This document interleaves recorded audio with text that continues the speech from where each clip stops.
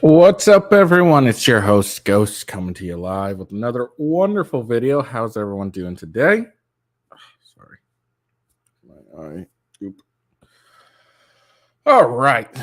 So we got a few things we're going to talk about. We're going to get into Rumble standing strong.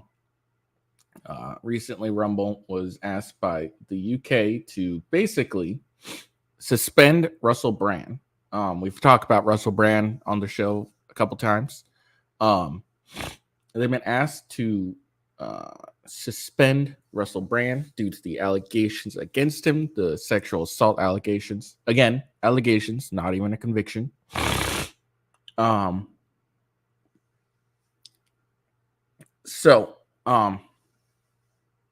this is the UK government.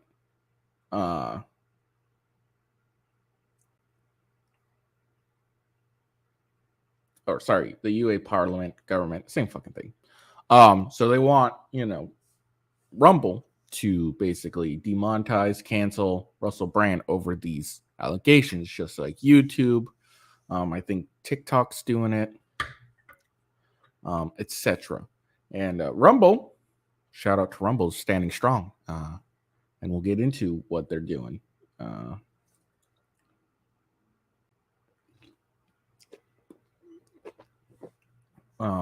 But yeah, and then afterwards, we're going to go right into some hypocrisy between how Russell Brand is being handled and Cardi B.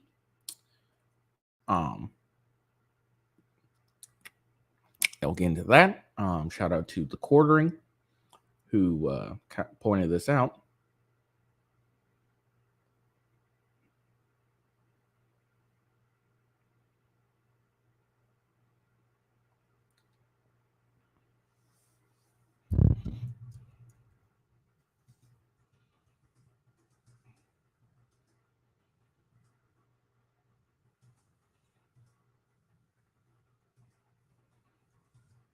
Sorry.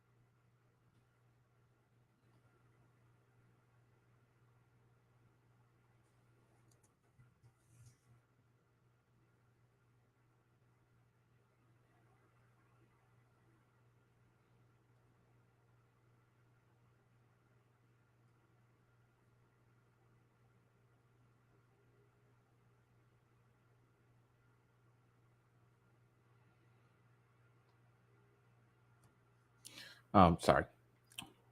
But yeah, so we'll get into that. I mean, it's not really an article; it's just something the Quartering brought up. Son of a bitch. And then after that, Pelosi is, after being accused of by Donald Trump of basically being responsible for January 6th, the former Capitol Police chief has testified that he is on January 6th he interacted with Pelosi.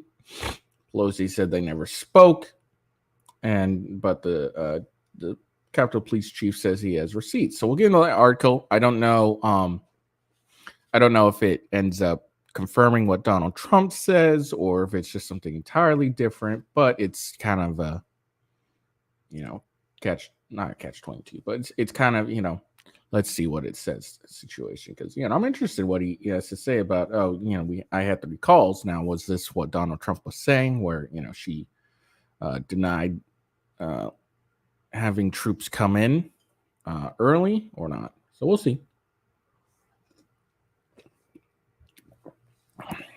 And then a former prime minister of New Zealand doesn't like free speech and calls it a weapon of war. and that censorship is necessary to protect free speech. All right, so we'll watch her do her stupid, very intelligent, very, very smart speech. We'll get into that. And then finally, Hunter Biden's ex-wife is airing the dirty laundry of the Biden family, and we'll come see what she has to say.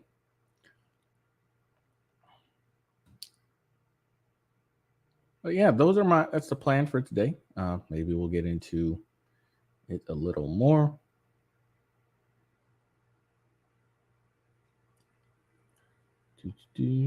All right, so let's get into the topic at hand.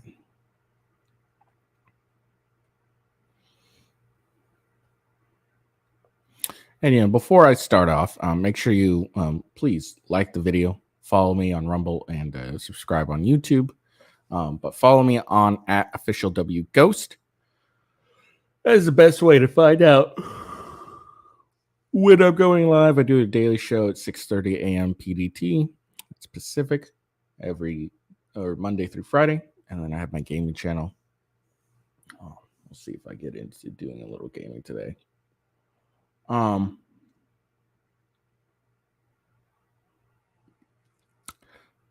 was going to say something else. Yeah. And then follow me on Rumble and YouTube with Ghost, and then my gaming channel, Gaming with Ghost, on Rumble and Kick. All right. So let's get into the topic. Dear Chris, and this is from the UK government. So that's Chief Pulaski, Chief Executive Officer, CEO of Rumble, by email, September 20th, 2023. This is from the Parliament, Culture, Media, and Sport Committee. Dear Chris, I'm writing concerning the serious allegations regarding Russell Brand. Again, these are allegations, not a conviction. In the context of his being a content provider on Rumble with more than 1.4 million followers.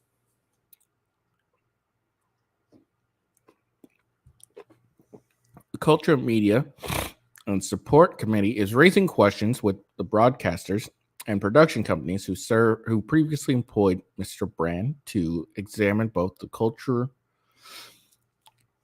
of the industry in the past and whether the culture still prevails today. However, we are also looking at his use of social media, including on Rumble, where he issued his preemptive response to the accusations made against him by the Sunday Times and Channel 4 dispatches.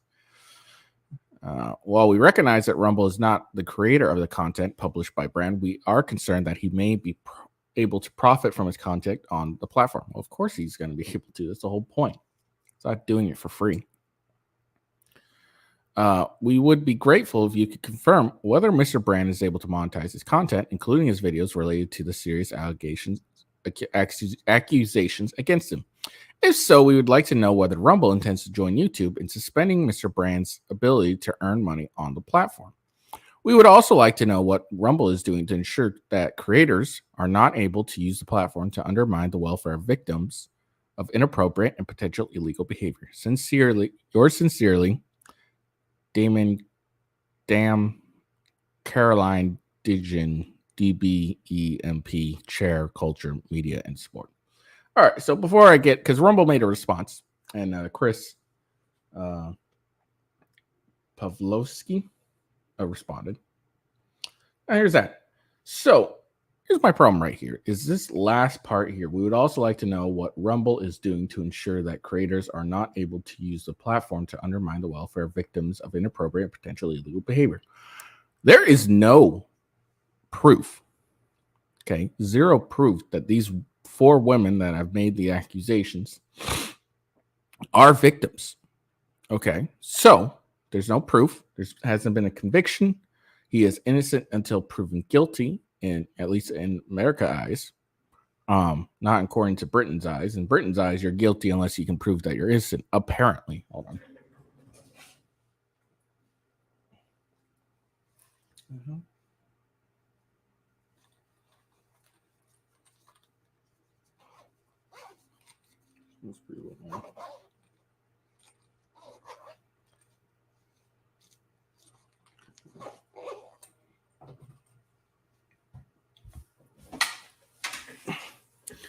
Sorry, it's cold in my basement here.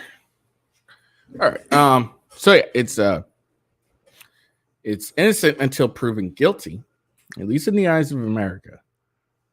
So there's no, so because he has not been judged guilty. Also, the allegations are suspect at best, outright lies at worst. There's so how can a platform ensure a creator is not using a platform to undermine the welfare of victims if there's no proof that these are victims? These are allegations. He again, like I'll keep saying this, these are allegations. These aren't, there's no evidence of it. There's just like the only person that's provided any evidence is Nadia. Well, okay, there's two people that have provided evidence. If you want to be technical. The first person was fuck, what's his name? Hold on. Let's see if I can find a article I did yesterday.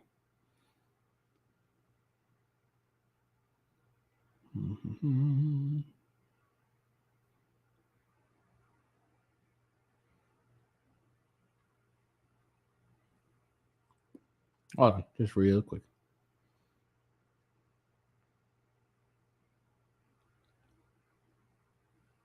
Okay.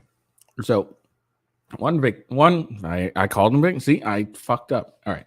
One chick, Jordan Martin, his ex-girlfriend, made accusations in her self-published book in 2014, not entanglement with a celebrity. So that, if you want to consider that evidence, that's the quote-unquote evidence. And I calling that first because it came out in 2014, and these accusations came out in this year. So if you want to count that as evidence, that is technical. I guess you could probably technically call it evidence. The second girl that provided quote unquote evidence is Nadia. And Nadia provided text messages. Here is the problem with those text messages. They look fake as fuck. Like, let me see if I can.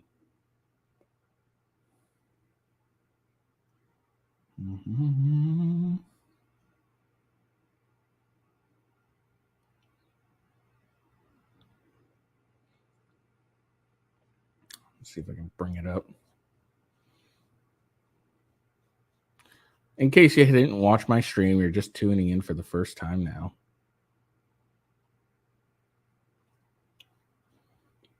Okay.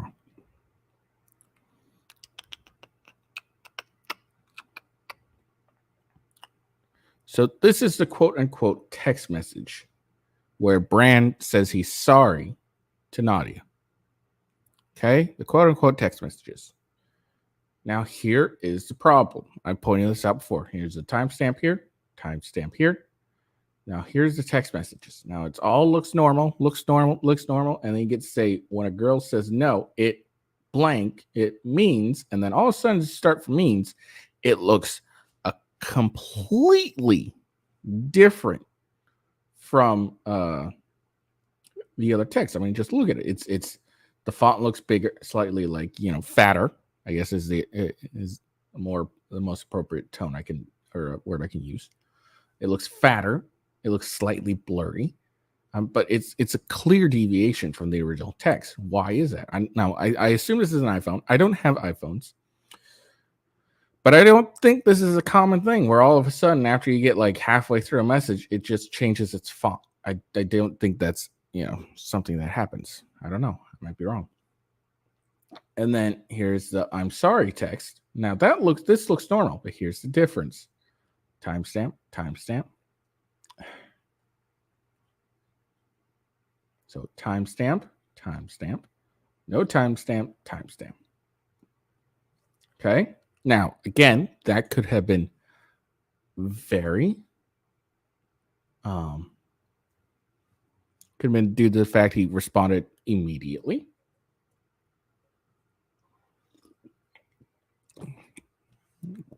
Again, I don't know how iPhones work because I don't have one. but these are two clearly separate. Or now this looks normal again, but there's no timestamp. Is my concern. But the bigger concern, because again, like I said, it could be that she just responded more closely than the other ones, and I could believe that that's why. But here's what this is. I mean, this is the big problem right here. Is the whole blurry of the text. So that is the so-called evidence that two women have provided. Everything else is he said, she said account, basically. So you can't call them victims because they're not victims. Okay, they have not been deemed victims. They're just people that have lobbied an accusation against a person. So I don't count that as a victim. Victim is someone that has been proven to be a victim. Either they've made an accusation and it's been backed up by actual evidence. There's a criminal case. There's all that stuff. That's a victim to me. A couple chicks that come out 10 years after the incident, and that's the earliest. That's Nadia. That's the earliest of the accusations. I make some accusations saying he did this to me. It's not a victim to me. All right. Sorry, I'm going to follow Rumble. All right. So that's his response, or that's the initial email. Let's get to his response. So, all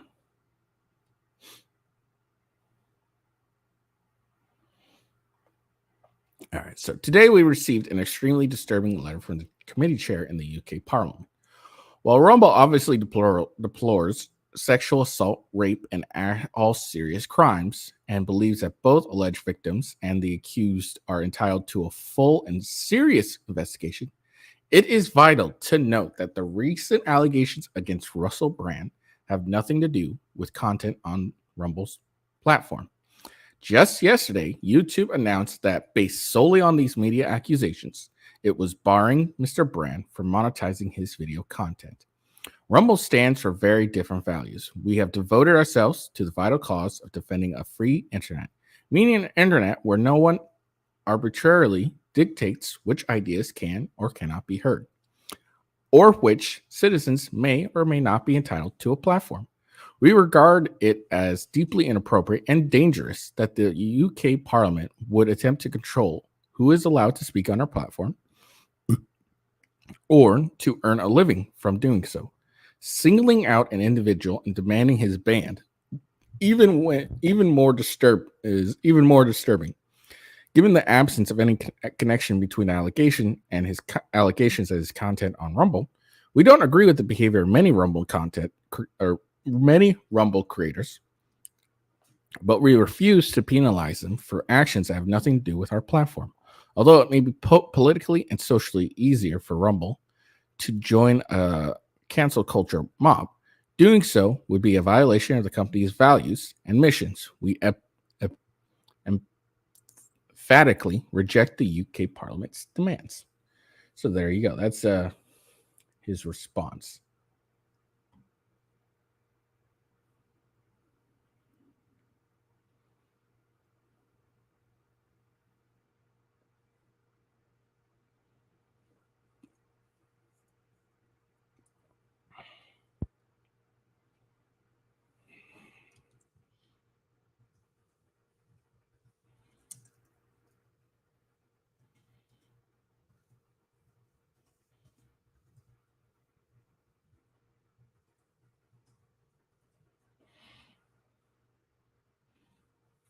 So there we go. That's his response. And it's 100% accurate. Look, unless he's like doing something illegal on the platform, then that's when Rumble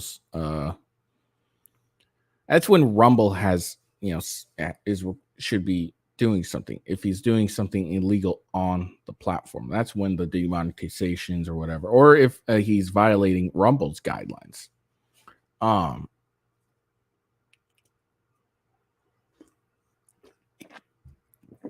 And this is, a very good response. I mean, Rumble obviously deplored sexual assault, rape, and all serious crimes, and believes both alleged victims and the accused are entitled to a full and serious investigation. There's nothing wrong with that at all. You're not calling them liars. They are alleged victims because they have not proven, and it's a burden of proof on the accused to provide that proof, not the accusee, right? No, it's a burden of proof on the accusers. Okay, I think that's the correct term. To provide it's a burden of proof on the accusers to provide evidence that backs up their claims, and the accusee is not required to disprove their allegations. That's the difference, Those are the requirements for when it comes to crimes and such. And yeah, YouTube demonetized Russell Brand based on these media accusations. Now, what if it comes out, as it has several times in the past, that these women are lying? What if it comes out like that, in a couple months or maybe a year or so? Is YouTube going to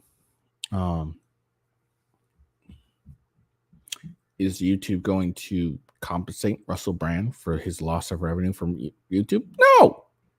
No. But they just arbitrarily cut his money based solely on accusations with no proof at all. And that's a big problem.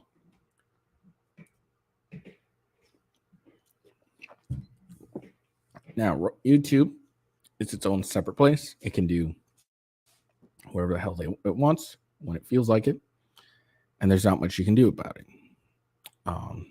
There's really I don't think there's really any legal course to fight someone who's been demonetized, for fight against, I don't know. I don't think there's any legal recourse for Russell Brand here when it comes to YouTube. But the fact that YouTube is willing to demonetize someone based on media accusations and nothing more, again, accusations, it says a lot about the company's stance. And it is still in that era of #MeToo, where, we believe all women. These women haven't really provided much evidence. As I said, the two of them had, one has a better stance on evidence just because, she wrote a book. Russell Brand didn't really defend himself against it, but, that could have been a tactical decision. And I'm not saying that her evidence is good. I haven't read the book, so I have no fucking idea.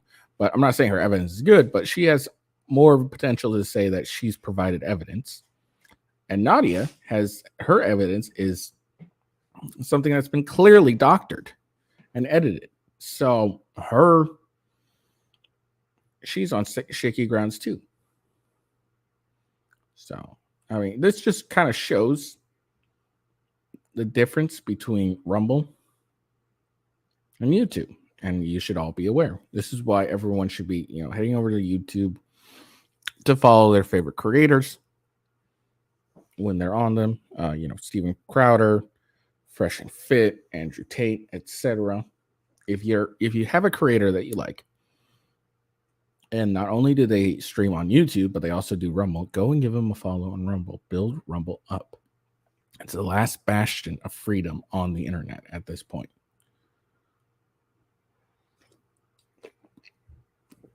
Where they don't just ban you just because a couple broads say you did something wrong 10 years ago.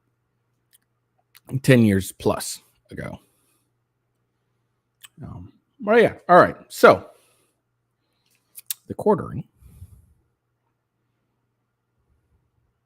is pointing something pretty accurate out. So he tweeted, since this is now the precedent, can we get a comment on when Cardi B will have her YouTube channel demonetized? She admitted to horrible crimes. I did what I had to do to survive. Cardi B confirms she drugged and robbed men during her stripper days after old video resurfaced. And this was a report in March 26, 2019. So there you go. So, just wanted to show the hypocrisy there. So, Cardi B admits, she admits she's not defending that. No, I didn't do this. It's a lie. She's not defending that at all. But she admits that she goes and drugs guys and then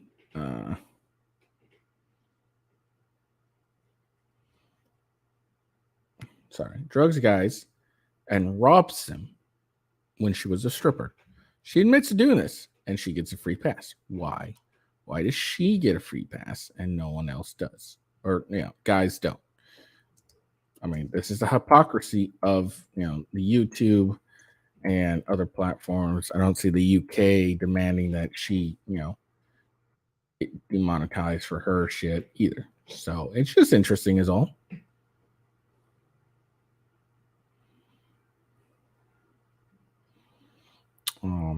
I remember when that story came out and like it was just wild and she laughed. She thought it was hilarious. She's like, yeah, I did this. It's fucking great, isn't it? And she was applauded, told she was brave, etc. And she's like, and it's like she robbed guys, she drugged guys, and then robbed them. And then it's, oh well, those guys were going to try and have sex with her. Well, I mean, it's not like they were trying to force her. They were like, hey, I will pay you to come sleep with me. And she was like, yeah, sure. Like that's what the basic transaction of the thing was. Yeah, sure, I'll do it. But because they wanted to go pay her for sex that she was offering, because of course she was offering it, then all of a sudden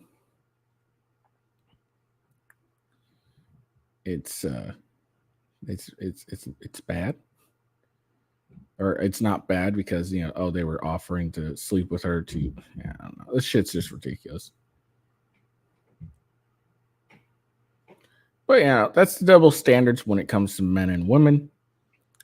Men always don't get a free pass. Women always get a free pass when their crimes are exposed. No one gives a fuck if a guy has something wrong done to him. But if it's a woman who has something wrong done to her, even if there's no evidence of it, it's immediately decided that she is telling the truth. And that's, that is what it is.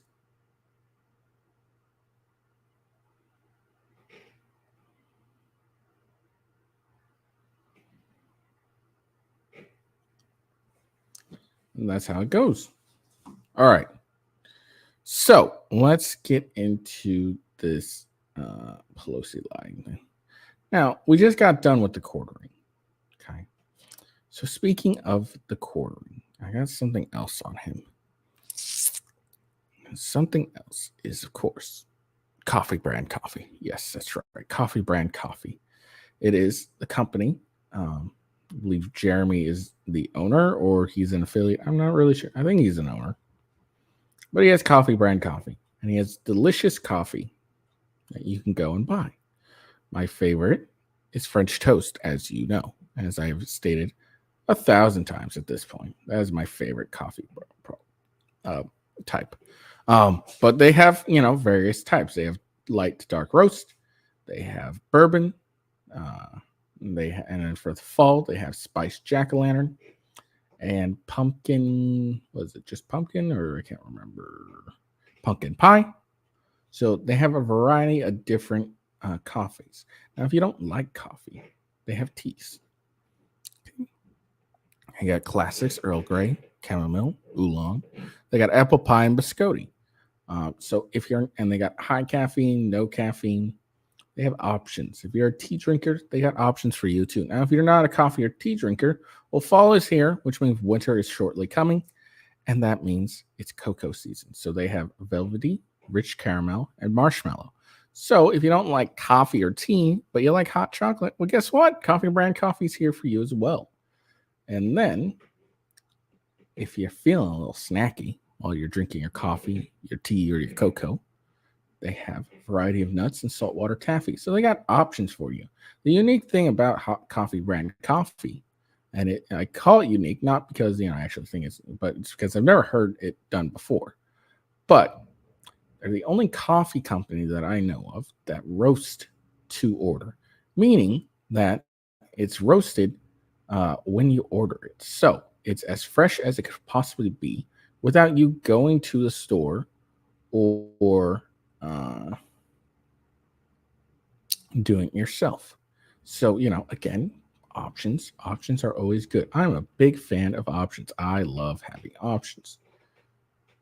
And brand coffee has a variety of options. Yeah, I really don't know what else to say about it. They got 4,000 customers and mostly 5-star reviews, which hey, that's pretty good for a coffee company. But yeah, I definitely would say check out Coffee Brand Coffee if you want some delicious coffee. My brother enjoys it immensely. So much so he asked me, hey, he thought, because I used to drink Black Rifle Coffee Company. And then so he asked me, hey, where's your coffee? It was really good. Where'd you get, what type do you get it? And I told him about Coffee Brand Coffee. So but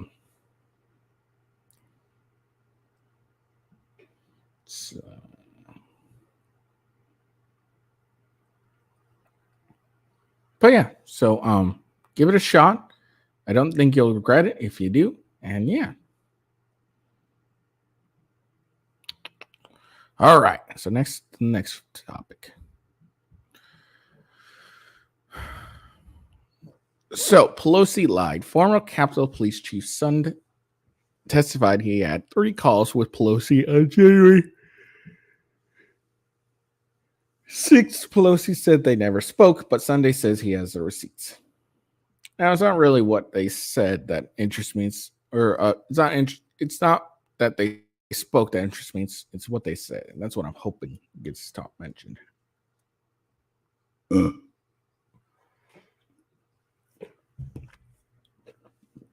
Has that been Tuesday? On Tuesday, the administration subcommittee on oversight held a hearing titled Oversight of United States Capitol Security, assessing security failures on January 6, 2021. Representative Barry Loudermilk, that's a terrible last name, poor guy, heads the committee. Former U.S. Capitol Police Chief Stephen A. Sund testified before the committee. Chief Stephen Sund has been outspoken of Nancy Pelosi and her failures to secure the U.S. Capitol that day. It has been widely reported that President Trump asked for the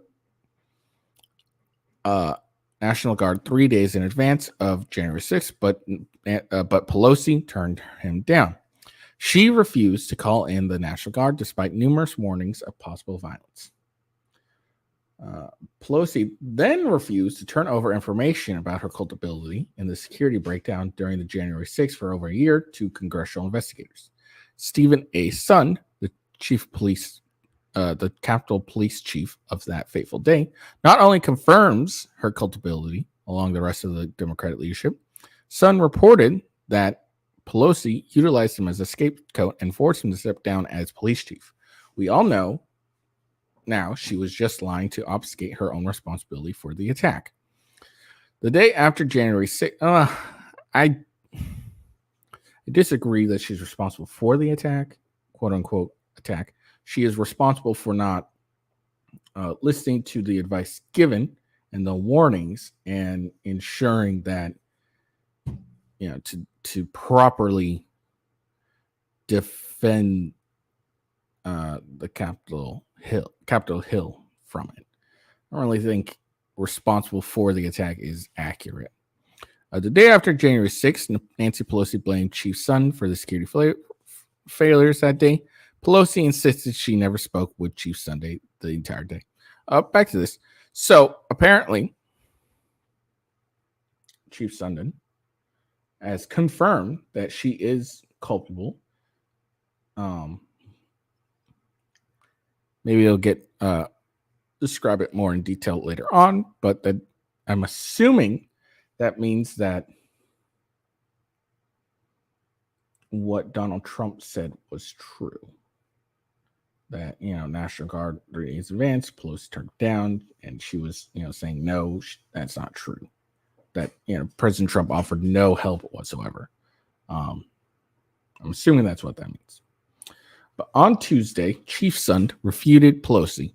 Sund told the subcommittee he spoke with Pelosi 3 times on January 6th while she was running the building with her film crew. Representative Brian Stile, Chief Sutton, in your transcript interview, you mentioned that you met with the House Sergeant at Arms regarding the National Guard prior to January 6th. Is that correct? And who is the House Sergeant at Arms leading up to and on January 6th? That would be Paul Irving, whatever. And Chief Sergeant at Arms is appointed by who? He was appointed at the time by Speaker Pelosi. And in your transcribed interview, you mentioned that when you first brought up the National Guard to the House Sergeant at Arms in the days leading up to January 6th, that Mr. Irving said he, quote, it didn't like the optics, end quote. Is that correct? Oh, that is correct. He referenced being concerned for optics. And for January 6th, and on January 6th, when he went to Mr. Irving to get his approval to call in the guard, Mr. Irving said he would, quote, run it up the chain. Is that correct? Sir, that was a telephone call. I didn't see him in person when I first made the request. The House Sergeant of Arms is considered the most senior security official on the House side. When Mr. Irving said he has to, quote, run it up the chain of command, end quote, what did that mean? I took that to mean his leadership chain. And who it would be his leadership chain? He is functionally the most senior official on the House side, correct? Yes, sir. That was a telephone call. And who would be his leadership chain? That is his title. That is part of the title. The senior law enforcement official for the House Representatives. But you would be referring to the leadership team that goes up to Speaker Pelosi. So the political leadership team, meaning elected officials, not other security officials. Is that correct? That is correct, sir. He's the top security official for the House. So running up the chain would most likely, in your opinion, is through the Speaker House and possibly to Speaker Pelosi. That would be where it ended. Yes. Okay, let's park that there and let's jump to a second set here. In a press conference on January 7th, Speaker Pelosi called for a resignation on national TV. Speaker Pelosi also stated that she had not talked to you since the initial breach of the Capitol. But according to your transcribed interview, you were on the phone with Speaker Pelosi, a few times. Can you explain that discrepancy?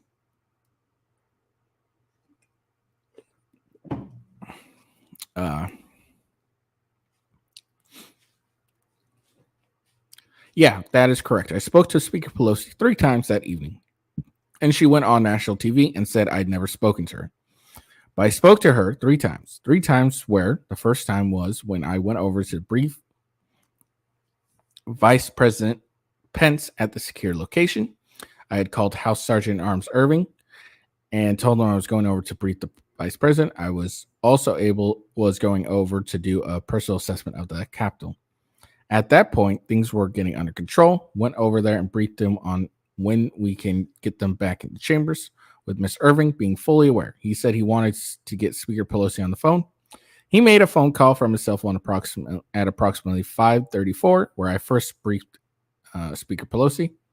The second call was when I left that location. I was walking away. I met with Mr. Stinger, and we started walking over to the Senate to go brief the Senate when Jennifer Hemingway, I believe it was Jennifer Hemingway, handed me her cell phone, and it was Emily Barton's cell phone calling her, and it was Speaker Pelosi on the other line. This was my second call with Speaker Pelosi, questioning that the information I had given Vice President Pence about when we can get back into chambers. I assured her that information was correct. I could get them back in chambers by 7 p.m., and the call ended. That was call number 2. Call number 3 was 6:25 p.m.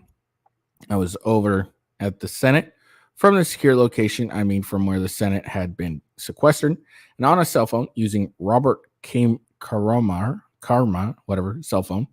They dialed leadership, who was over offsite at a secure location. I briefed all leadership of the plans to get them back in chambers. That would be call number 3 with Speaker Pelosi. So Representative Style. So you didn't have 1 call, you didn't have 2 calls, you had 3 calls. So Speaker's comments that she didn't speak to you are inaccurate. No, they're a fucking lie. is what they are.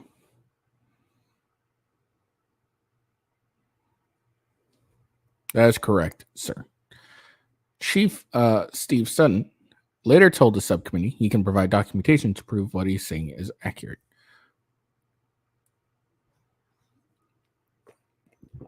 And this part right here is just opinion. So, all right. So it looks like Pelosi is lying.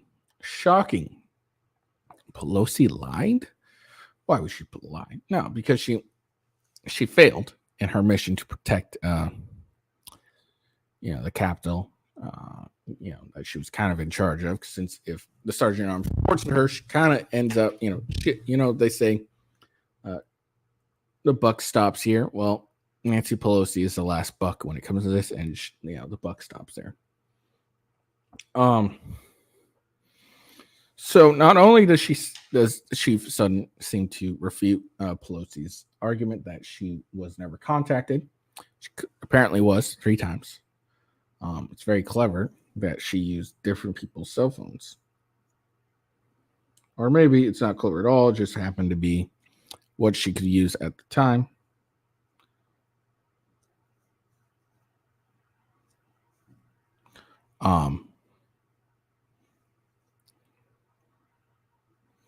But and then he seems to be saying that Pelosi was responsible for not calling in the troops, which would be accurate to what Donald Trump said. Now, here's what I think is going to happen: not a damn thing. She's not going to get censored for lying on national TV. She's not going to be crucified. She's going to win her next Senate race if she runs, etc., or congressional race if she wins, whatever it's called. So nothing's going to happen to Pelosi because nothing ever does. But there you go. Nancy Pelosi is a big fat liar. Who would have thought? All right, next. And before I get on to it, and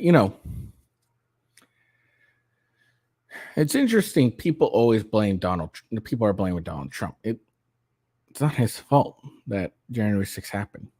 He didn't call for them to go and storm the Capitol. Actually, when all this was happening, he was still giving his speech at the Capitol. Okay, there's nothing illegal about him questioning the validity of an election, and the fact that he's being, prosecuted on questioning the election. He's being attacked personally. He's being, having a bunch of bullshit cases thrown at him. It's bullshit. And then the people that are actually responsible for failing to prevent or defend the Capitol during this, quote unquote riot are walking away scot-free. There's no accountability held against them. And, and also they described January 6th as this horrible event when the Summer of Love was far worse than anything that happened at January 6th. But it's just a tool being used by leftists and people in power to try and discredit right-leaning folks or people who then don't agree with the left agenda.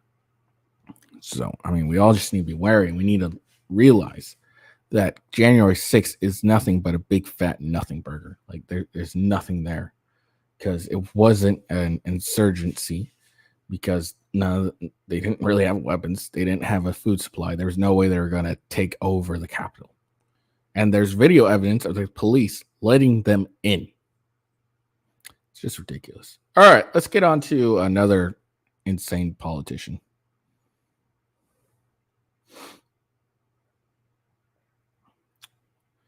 So this is former Prime Minister, of New Zealand, Jacinda Ardern, who doesn't believe in free speech and believes it's a weapon of war and censorship is necessary to protect free speech. All right, here we go. This week, we launched an initiative alongside companies and nonprofits to help improve research and understanding of how a person's online experiences are curated by automated processes. This will also be important in understanding more about mis- and disinformation online, a challenge that we must, as leaders, address.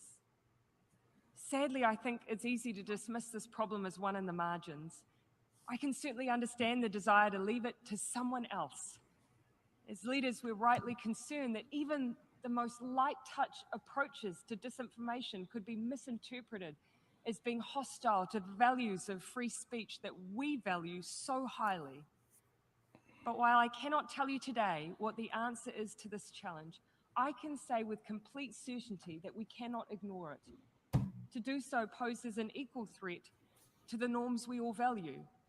After all, how do you successfully end a war? If people are led to believe the reason for its existence is not only legal but noble? How do you tackle climate change if people do not believe it exists? How do you ensure the human rights of others are upheld when they are subjected to hateful and dangerous rhetoric and ideology? The weapons may be different, but the goals of those who perpetuate them is often the same: to cause chaos and reduce the ability of others to defend themselves, to disband communities, to collapse the collective strength of countries who work together. But we have an opportunity here to ensure that these particular weapons of war do not become an established part of warfare. In these times, I'm acutely aware of how easy it is to feel disheartened. We are facing many battles on many fronts, but there is cause for optimism, because for every new weapon we face, there is a new tool to overcome it. For every attempt to push the world into chaos is a collective conviction to bring us back to order. We have the means. We just need the collective will. All right, there we go. So, free speech is a weapon of war. Here's the thing that people need to understand. And here's the problem with all this crap. If we allow the censorship of free speech to occur, it's not going to be very long before the people you don't want are in power again and will use the same laws you use to try and protect themselves or protect yourself from quote unquote hateful speech. They'll use that against you and prevent you from speaking out. Free speech is uncomfortable. It is hard because, people will, say what they want, very little consequences. They can troll, they can attack, etc., etc., etc. They use that for free speech for harmful means. But unless they're called to actions, it is still free speech, and they should be protected. There's nothing that prevents individuals that are being, hated online. A lot of social media, Twitter, Facebook, Instagram, allow you to block individuals like this. If there's someone sending you messages that are hateful, etc., you can just block them. You can just block them. I don't understand what this, fear of free speech is. And she mentions, individuals that are, attacked by hateful rhetoric, etc., etc. Again, just block these guys. If they're saying something you don't like, just block them. Just ignore them. We're such a, pussified nation or a world now that people saying things to you, and if they're inaccurate, but they hurt you so deeply that you need to go and whine and cry about it, harms you so much. And it doesn't make sense to me. If someone doesn't like what I say or do and they want to attack me, and I'll either respond back and tell them how they're inaccurate or whatever about whatever they're trying to say about me, or I'll just fucking ignore them. Look, I'm a very small platform at the moment, but my hopes is to to have enough where I can make a living doing this, and that and when and if that day ever comes, what'll happen is I will be attacked, ridiculed, commented, told I'm an idiot, told I'm fat, told I'm a loser, etc., etc., etc., and I will be talked down to by various, mysterious people. And what I'll do is just ignore or laugh at them, especially if they make something really funny, do some comment that's so outrageous it's hilarious. Free speech is necessary. It's not a weapon of war. It's a weapon of freedom. The civil rights movement wouldn't have happened without free speech. Okay. That's the biggest, example of when freedom of speech is used to not only create equalism, but to gain rights and et cetera, et cetera. The women's suffrage movement would have been nothing without free speech. Free speech allows people who are cast and considered minorities to have a voice. Free speech is paramount to a free existence. And when you label free speech as weapon of war, you allow things like censorship, putting someone's opinions, demonetization, shadow banning. You allow that to occur. And when that happens, when you push down free speech, you end up just hold on.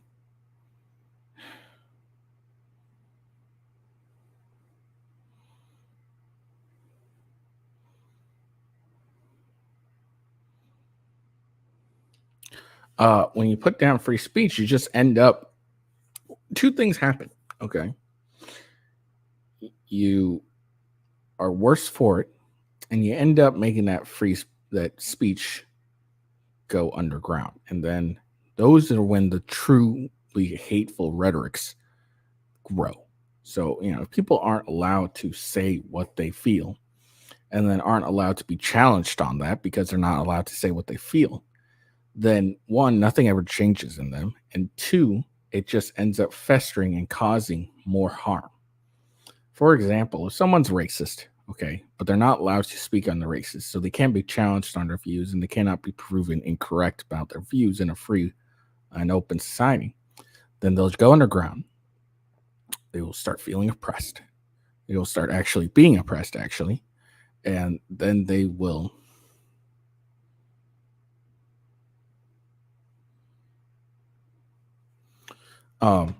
they'll not only start being feeling oppressed, being oppressed, they'll start meeting other people that are equally oppressed, and they'll gain a movement, and then that movement will turn into a group, and that group will be hostile, and it'll lead into something far worse. It is far better to allow someone to say what they think and how they feel and be challenged on that, or at least having the light shown on them so we know who these people are, and we can effectively allow them to speak but ignore what they're saying, because what they're saying is wrong.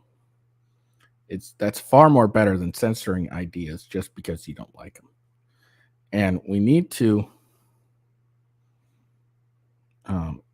start realizing that this attack that we're getting on free speech is just going to end up doing more harm than good. It won't happen it won't happen at first, but it will happen eventually.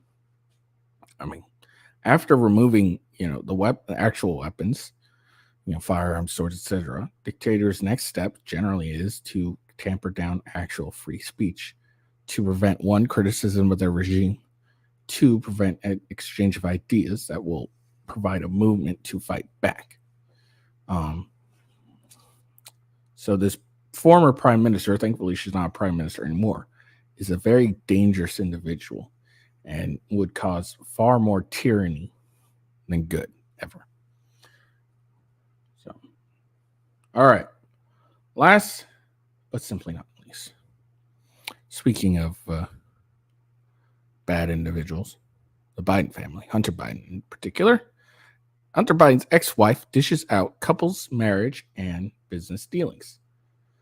So as we all know, but Hunter Biden is in hot water. He seems to, he's got gun charges. He's being investigated. He seems to have some bad ties. It appears that his father, his father, Joe Biden, has been involved. There's big impeachment going on. So let's see what his ex-wife says. Kathleen Buhill, Hunter Biden's ex-wife, dishes out their marriage in tell-all memoir called If We Break. Biden and Buell were married for 24 years before filing for divorce. And I don't know what's going on with this fucking... This shit's fucking annoying. Okay, well, bear with me while we go through. Hold on.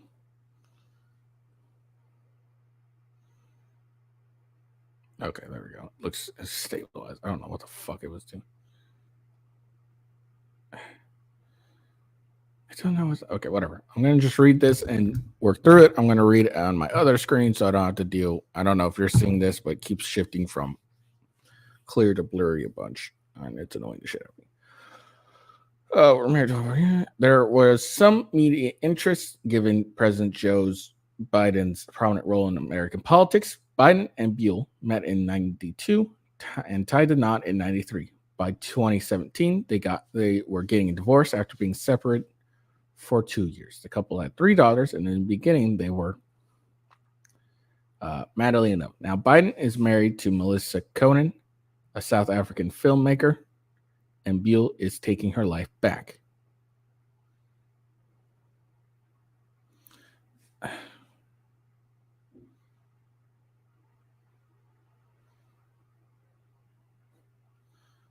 Fucking hell.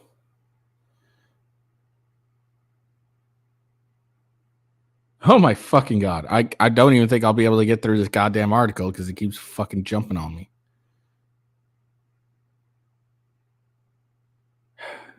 I can't even read this fucking... Okay, fucking hell.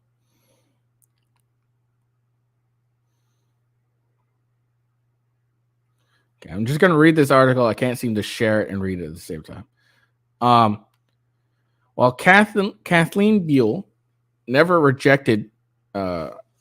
felt rejected by the Bidens, she didn't feel entirely accepted either. In her memoirs, If We Break, a memoir of marriage, addiction, and healing, she recalled meeting Joe Biden for the first time, saying he made me feel incredibly welcome and accepted and took to calling her his daughter. Honey, my boy tells me he loves you, so that means I love you too, reported at it.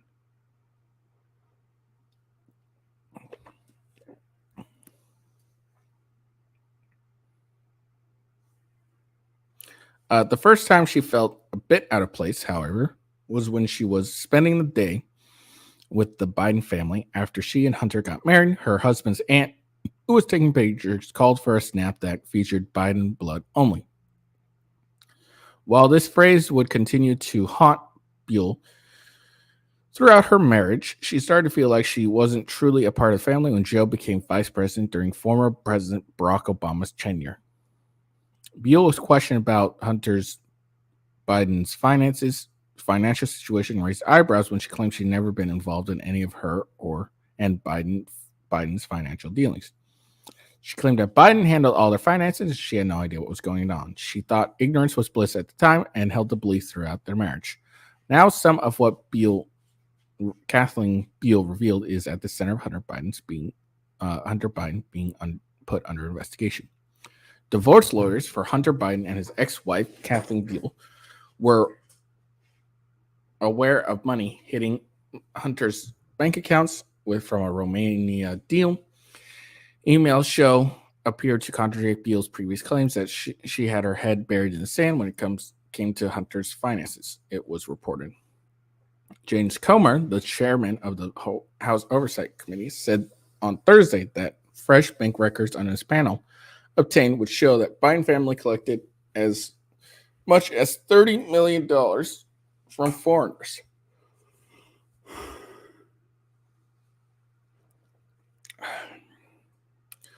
We have more bank records coming in. We're going to exceed 10 million this week, and I think we'll get up to between 20 and 30 million, Comer said when asked about Fox Business host Marie Bartiromo about how much the committee had been able to identify as obtained by the Biden family from overseas. Comer has identified 9 members of the Biden clan, including first son Hunter Biden, Biden's brother James Biden, our president's brother's James Biden, his brother's wife Sarah Biden, the widow of the president's late son Haley Biden, Hunter's current wife, Melissa Cohen Biden, and Hunter's ex-wife, Kathleen Buell, as have allegedly received foreign income. The panel obtained the record from Bank of America, JP Morgan, HSBC, and Cathay Bank after Comer issued subpoenas.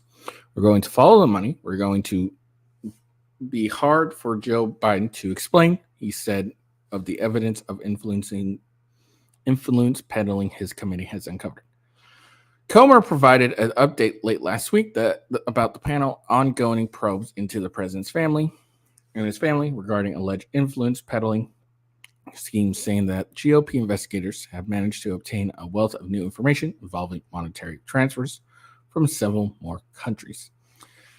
We have bank records that came in this week, and we're going through that we think are going to show more money wire transfers from more countries. Remember, we just disclosed 2 countries thus far, China and Romania, and there are still more Chinese wires that we have yet to present to the American people. There are a lot of wires, mysterious wires from Ukraine and Russia that we are about to expose. So this is just the beginning for the Bidens. All the Department of Justice is doing is standing in our way, he said, adding that despite all obstacles being put up by various federal agencies, including the FBI, we are still producing results every day that show this family, the President of the United States family, has received millions and millions of dollars from our adversaries all over the world. They can't explain why. They can't explain what they did to produce that money. Okay, well, this article was just a big old nothing burger. It barely really talked about her. So, I don't know. I guess I got tricked again. Nothing she said was really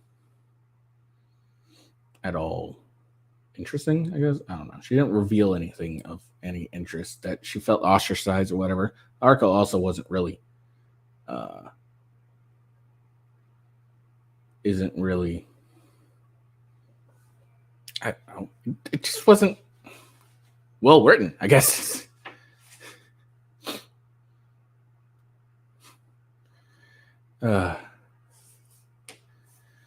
Anyways, all right. Anyways, whatever. That was, I didn't do much. Anyways, that's the show. I hope you guys enjoyed it. We got some interesting information. We, got some less interesting information at the end appears, I guess. But it is what it is. What happens has happened. I got, again, follow me at official WGhost. Oh shit, I forgot to mention. So for Coffee Brand Coffee, you can use that coupon code GHOST that's scrolling on there. Then that gives you 5%. You can use this referral code that'll give you 5%. But if you do a subscription with Coffee Brand Coffee, that gives you 10%, and you won't get the 5% from the coupon code GHOST or the referral link, but you should still use the referral link to give me my credit. There you go. Yeah. What else? All right.